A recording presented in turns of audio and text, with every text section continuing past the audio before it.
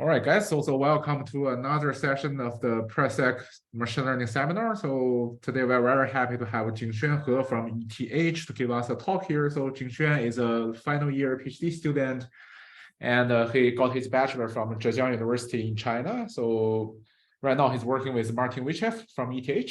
Yeah, and during his PhD time, so he has done many interesting works on the intersection of machine learning models and programming languages.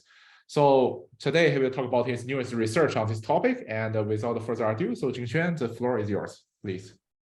Okay, thanks, Yang, for the nice introduction. Yes, today I will talk about our recent work on large language models for code. So in this work, we want to control pre-trained language models to generate secure and vulnerable code. This is a joint work with my supervisor Martin Wichef at ETH Zurich. So in this first slide, there are a few things to remember. So first, PLM is a pre-trained language model, and we use green for green color for secure, and this orange or red color for vulnerable throughout the presentation. So yeah, these are the color notations. Yeah. Okay. So nowadays, large language models are increasingly being used for generate code. For example, like GitHub Copilot is getting more and more popular, and it's actually very convenient for developers, because I saw something on Twitter that some developers, after using Copilot, they become tab monkeys. So they just constantly press tab when they are coding. So things coding gets much easier with this Copilot. So for this pre-trained language models to work, usually the user has to prompt the language model, and the pre-trained language model will return a code completion that finishes the prompt or the desired functionality in the prompt of the user. Then the program will be returned to the user. But in reality, this program can be either secure or vulnerable. So in a very recent study, this study finds out that actually in some security sensitive scenarios, 40% of the programs are insecure. It has some security vulnerabilities. So this is obviously not good, right? If the user is experienced insecurity, then he or she has to fix the vulnerabilities. Or if the user is not familiar with all kinds of security vulnerabilities, then the insecure code will go to the code base of the user. So let's see why this happens, why insecure code can be generated by pre-trained language models.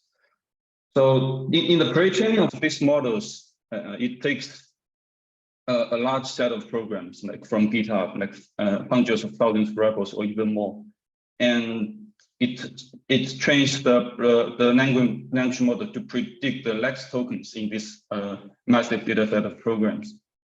But in reality, this pre-training set contains both secure and vulnerable programs. But the question is that can we like filter out these insecure programs in the pre-training sets in an automatic way? The answer is no, because if we want to do this, we need a very good, like very fast vulnerability detector, which does not exist nowadays.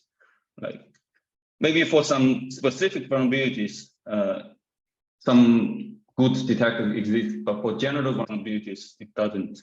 Existing detectors cannot solve this task of filtering out all this vulnerable code in the pre-training set.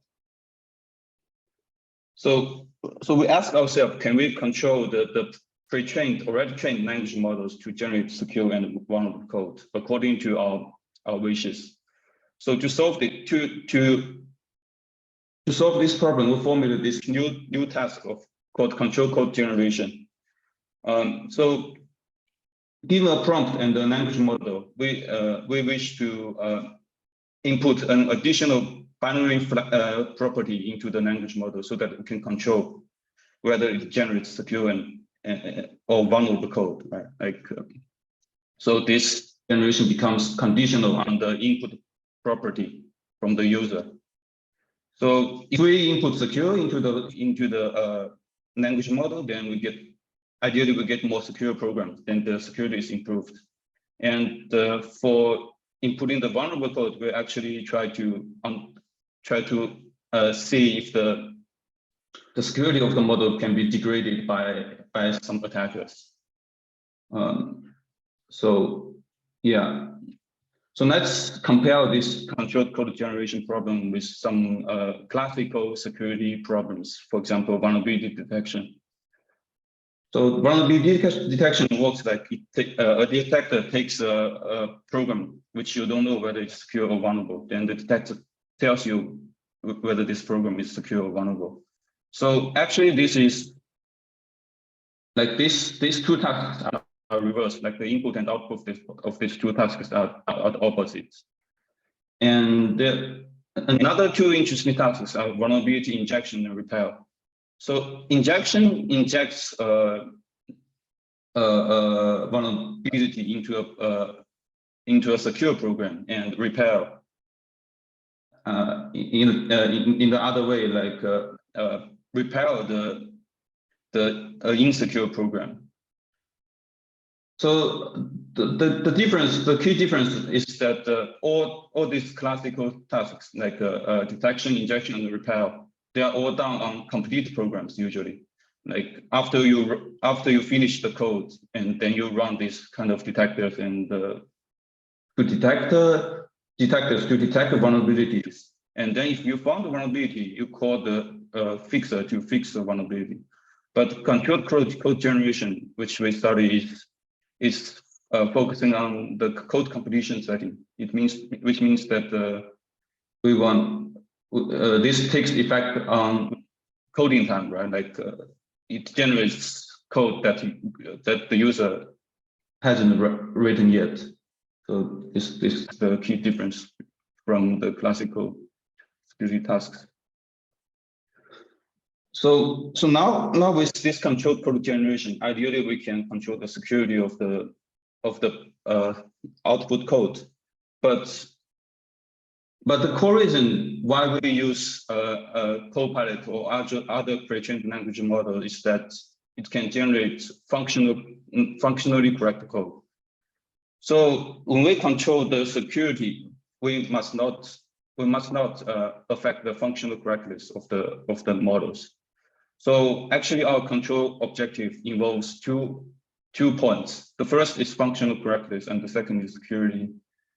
So let's see. So the gray line here is the original language model. It performs quite well in functional correctness, which is the solid curve here. But its security level is not enough. It's not desirable. Let's see. So to control the language model, we want to if we want to control it to generate secure code, we want to improve the security, and in the meantime, we don't want to deteriorate its functional correctness by a lot. Like we only want minimal effect on the functional correctness. And similarly for vulnerable code, we also want to keep the functional correctness so that the model works as expected, like generating functional correct code for most of the time, but only for security sensitive scenarios it takes effect and controls the security. Yeah. So this is the problem we're trying to solve, and the objective of our solution to keep both security and functional correctness. So now I will talk about our solution to this problem, and I will give you some preliminaries about language modeling. Maybe most of you already know this, but I just want to repeat again to keep everyone on the same page. So to generate code using language models, first what we do is to tokenize the prompt into some tokens, like we show here below. And then the language model transforms the tokens into some embeddings or hidden states. And then the language models also has many layers. Then it transforms further the hidden states into some other higher level hidden states and so on. And it does this for all tokens. And for later tokens, it's actually the hidden states are influenced by the previous tokens. This is called attention. And so after we got the hidden states, we can apply a linear layer on the hidden states, and then it generates some scores over the output vocabulary of the language model. Then we apply softmax function. Then we obtain a probability distribution over the tokens, over the next tokens. So the pre-training trains the model to assign high probability for the next token, right? Like at this example now, like at the token async, it produce some probability distribution, and the training goal is just to increase the probability of the next token depth in the distribution. So now we want to control the language model for security. So what we do is that we want the conditional language model, which conditions on the binary property from the user. So for example, if we input secure into the language model, and this property will affect all the hidden states of the language model, and also affect the output distribution of the model. And then the distribution becomes more skewed on the tokens that will produce secure programs eventually. And the same way we can input the vulnerable property, so that the model generates tokens that corresponds to insecure code. So in our solution, which is called SVEN, we achieve control with prefixes. So prefixes are soft prompts that have the same shape as the hidden states of the language model. So with the attention mechanism of the language model, now we input the green prompts, green stock prompts into the language model. So this, from the attention, this will affect the computation of the hidden states in the tokens, and the model will output a green distribution, which corresponds to secure programs. So now here I draw for the soft prompts, I draw one token, but actually we use multiple tokens, like multiple tokens in the experiments. So now let me discuss why we use these prefixes. What's the advantages? So the soft prompts, like these prefixes, are small. So in our experiments, we use the parameters of these prefixes are around like 0.1% compared to the original model, which is really small. And so this means that we actually doesn't add a lot of things over the language model. And during training, we only train the prefixes, and we keep the weights of the language model fixed. So this means that we are only training a small number of parameters, and this can be done very much quicker than the pre-training of the language model, and also with much smaller data set than pre-training. And also the training of the prefixes is after the pre-training of the language model, which means that it can use the knowledge already learned from in the language model, so that the training also gets faster. And the prefixes is also modular, right? Like it is essentially is an incremental module over the language model. It doesn't change the weights of the language model. And yeah. So now you understand how the inference of SVEN works. Now I want to talk about how the training works. And the first thing I want to talk about is training data. So training data are security fixes extracted from GitHub commits. So for example, one security fix looks like this. So before the commit, it has some a function that calls HTML content, which returns some HTML content, as the name suggests. And before the commit, there is a cross-site scripting vulnerability, because the self content contains some malicious scripts from some untrusted users. So the commit fixed this vulnerability by using the markup safe escape function, so that it can escape this kind of malicious script, so that the content is actually safe to use. So this commit only has this escape function and changes one line. So now with this training data, I want to introduce a naive training scheme, which can help you to understand how the training works in general. So what we can do is that, so for the model, we input the red or the orange prefixes. Then we ask the model to train the model to generate the code before the commit, right? Then after learning, then the model will not generate the escape function, and the code is vulnerable. And we can also do the same for the green prefixes. And after training the model with the green prefixes, the model can actually output the secure code after the fix. But actually, what we can do more over this naive training scheme. So let's look more closely at these training samples. So this fix only changes one line, right? Which means that only this line is very critical for the security of the whole program.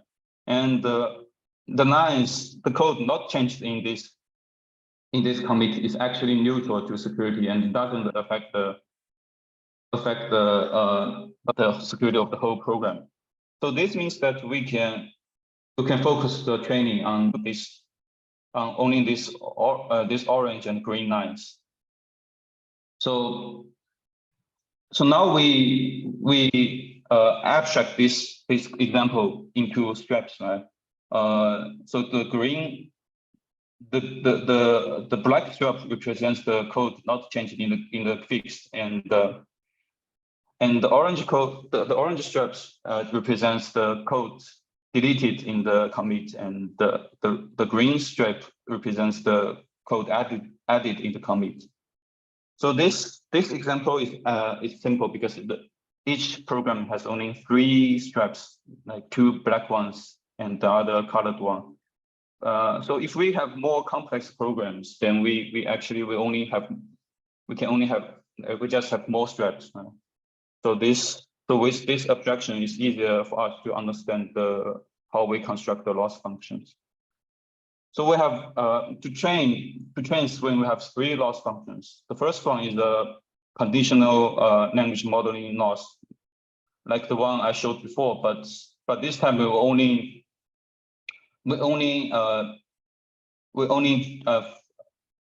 train the model to predict the orange strap, so that because the black straps are irrelevant for security. And the second loss is a contrastive loss to make the model, make the prefixes differentiate between security and vulnerability. So before we have this, like in the conditional language model loss, we have this positive example, which means that we use the orange prefixes to generate the orange stripes. But what we also want to is to discourage the green prefixes to generate the orange stripe. So in the end, that the green prefixes only generates green stripes, and the orange prefixes only generates orange stripes. So with this contrast loss, we optimize this probability. We increase this probability. So this means that the probability of this positive case is increased because it's used in the upper part, and the probability of the negative case is decreased. And the third loss term is to regularize the optimization so that we don't change the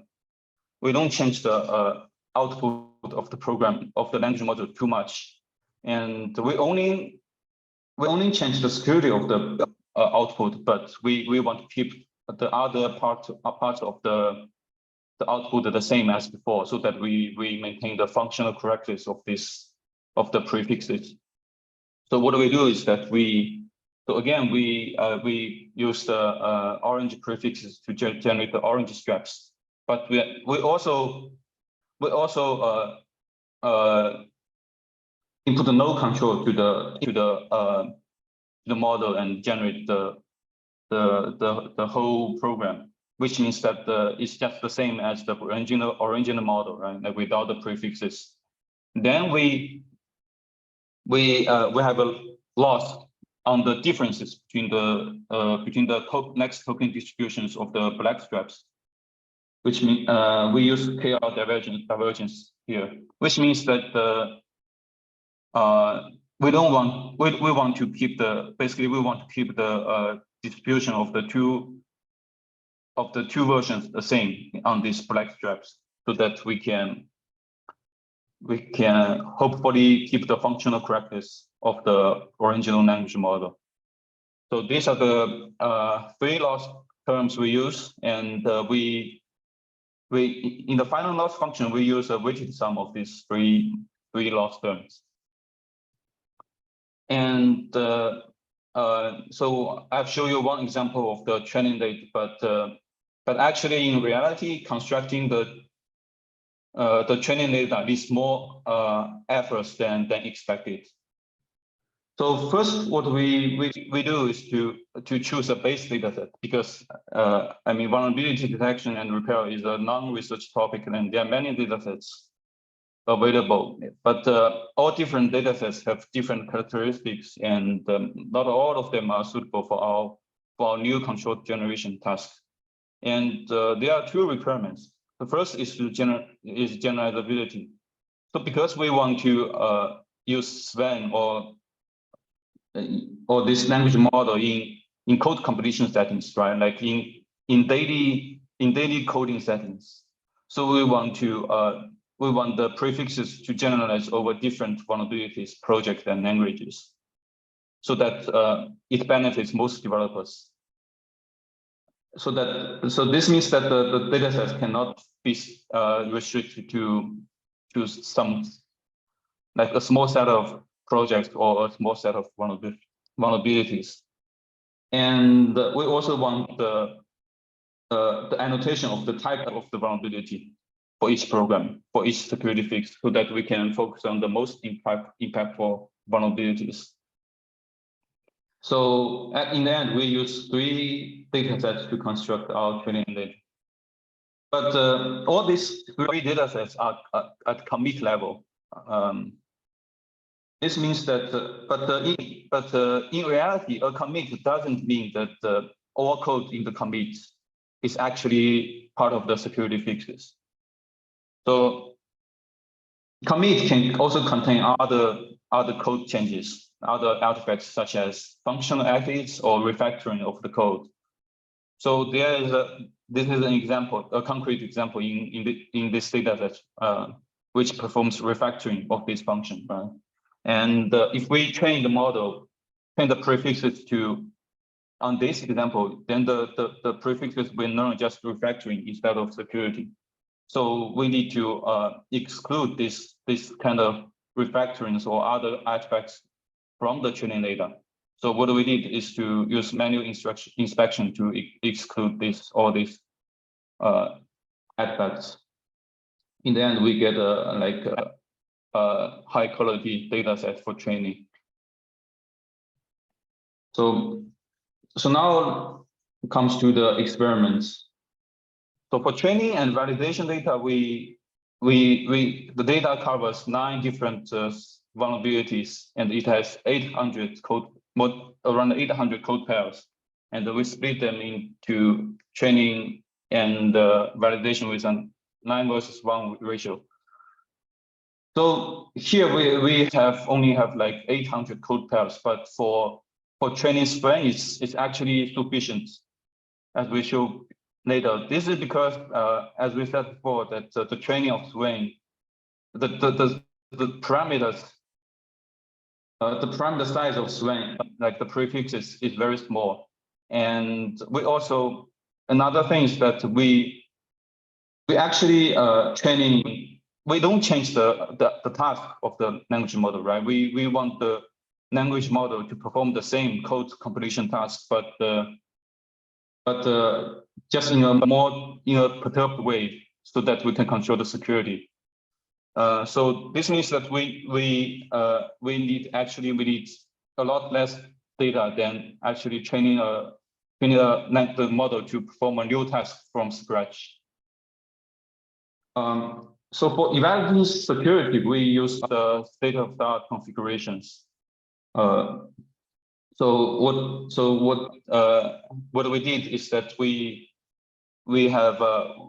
adapted the coding scenarios from this work, and for each vulnerability we have 2 scenarios, and we asked the model to generate 25 programs for each scenario, and then some of the programs can be duplicates, and some cannot be compiled. So we try to compile these programs and deduplicate these programs, and then we have a subset of the programs from this 25. Then we run this code static analyzer to label the programs into secure or vulnerable, and then we compute the percentage of secure programs in the set of unique and compilable programs.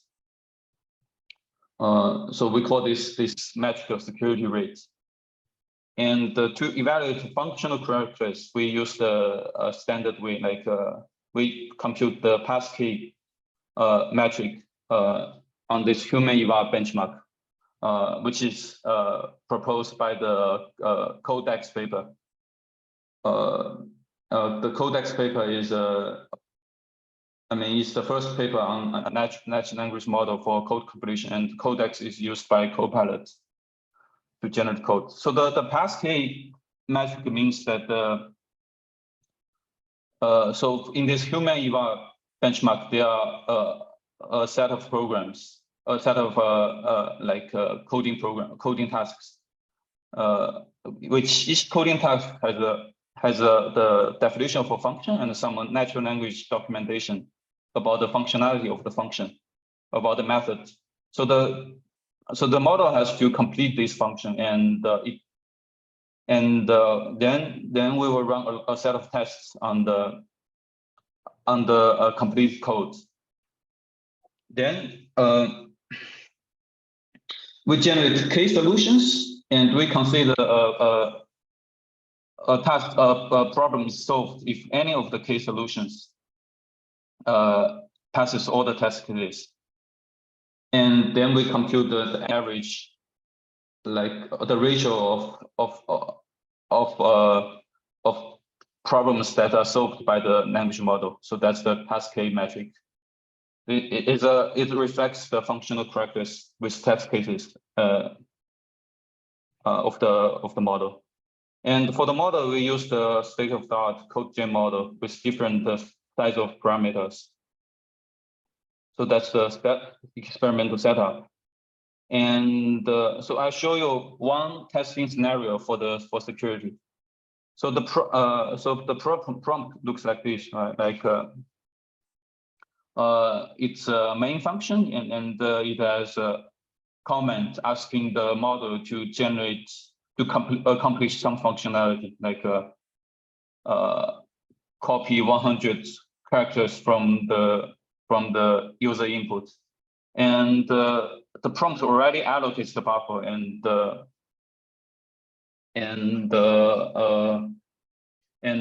model has to finish the rest. And the completion of the model can be either secure or vulnerable, depending on if it handles, because the buff here can be low, and depending on the model handles the lawless check, the output can be either secure or vulnerable. So to check this, the output of the model, we actually run code with a cumulative query. So the query looks like this. It's from the official repository of CodeQL. And I mean, for different scenarios, we need to run different queries. This means that it's actually very hard to evaluate this code generation problem, because we need very good queries that is actually quite accurate and basically works for almost all the cases for the specific scenario. So during our development, we actually report two bugs of this CodeQL to the developers, like one false positive and one false negative. So I will show you the overall security rate with 0.4 temperature. So temperature is used to control the diversity of the generation. A lower temperature will make the model more confident, and the output programs will be more restricted, and a higher temperature will produce more diverse programs. So 0.4 here is we found that it gives a reasonable trade-off between certainty and diversity. So now we show this result. So for the average overall result, for 3 different sizes of the model, so we can see that the original language model PLM, which is gray, performs like so the security rate of this PLM is around like 60%, and with SVEN, if we control the PLM to generate secure code, the security is increased to around 90%, and the best performing case is the 2.7 billion model, which has security rate of 92 or 93%, and the vulnerable branch also can reduce the security rate of the PLM by like 18%. So this is the overall security rate with 0.4 temperature. And now we want to see the extreme case, like with a 0.1 temperature. With this temperature, the model is actually very, basically it's the model becomes very confident, and basically it outputs usually very similar output programs. So actually we see that the security with 0.1 temperature of SVEN is actually even higher than the 0.4%. For example, for the 2.7 billion model, the security rate of the green bar is like 98%. So it means that when the model is very confident, it's also very secure with our method. And so for this 7 billion model, I think the security rate is almost 100% for almost all cases, and only for 1 or 2 cases it's not 100%. So now this is the overall security rates. Now I want to go to some specific vulnerabilities and look at the performance of the 2.7 billion model with a temperature of 0.4. So for SQL injection, we have 2 scenarios, and for both scenarios, the prefixes perform very well. Like for the green prefixes, it reaches perfect security rate, and for the orange prefixes, almost 0 security rate.